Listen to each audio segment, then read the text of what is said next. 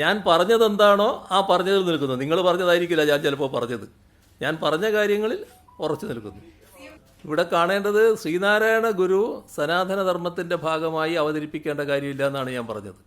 അതുമായി ബന്ധപ്പെട്ട പ്രശ്നങ്ങളാണ്. അത് നമുക്ക് പിന്നീട് വേണമെങ്കിൽ വിശദമായി ചർച്ച ചെയ്യാം. അതെൻ്റെ നിലപാടാണത്. സനാതനധർമ്മത്തിൻ്റെ വക്താവായിട്ടല്ല ശ്രീനാരായണ ഗുരുവിനെ കാണേണ്ടത്. അതിൻ്റെ ചരിത്രം എടുത്താൽ അത് കാണാൻ പറ്റില്ല. അത് തിരുത്തിയെന്നതിന് നേതൃത്വം കൊടുത്ത ആളല്ലേ ശ്രീനാരായണ ഗുരു. ഷർട്ട് മാറുന്നത് നിങ്ങളെല്ലാം പറഞ്ഞാണെന്നാണ് ഞാൻ കേട്ടത്. നിങ്ങൾക്കൊക്കെ ഷർട്ട് ഇടേണ്ടി വരുന്നു അകത്ത് കയറുമ്പോൾ എന്നുള്ളത് കൊണ്ട്. ഇത് പൊതുവിൽ എല്ലാവരും അംഗീകരിക്കുന്ന ഒരു കാര്യം, എല്ലാവരും ആവശ്യപ്പെടുന്ന ഒരു കാര്യമാണ്. സച്ചിദാനന്ദ സ്വാമിയാണ് ഈ കാര്യം ആദ്യം അവിടെ പറയുന്നത്. അധ്യക്ഷ പ്രസംഗമായിരുന്നു അദ്ദേഹം നടത്തുന്നത്. ആ അധ്യക്ഷ പ്രസംഗത്തിൽ അദ്ദേഹം പറഞ്ഞു, ഞങ്ങളുടെ ശ്രീനാരായണ ആരാധനാലയങ്ങളിൽ ഇനി ഉടുപ്പൂരി അകത്ത് കയറുക എന്ന സമ്പ്രദായം വേണ്ടതില്ല എന്ന് തീരുമാനിച്ചിട്ടുണ്ടെന്ന് പറഞ്ഞു.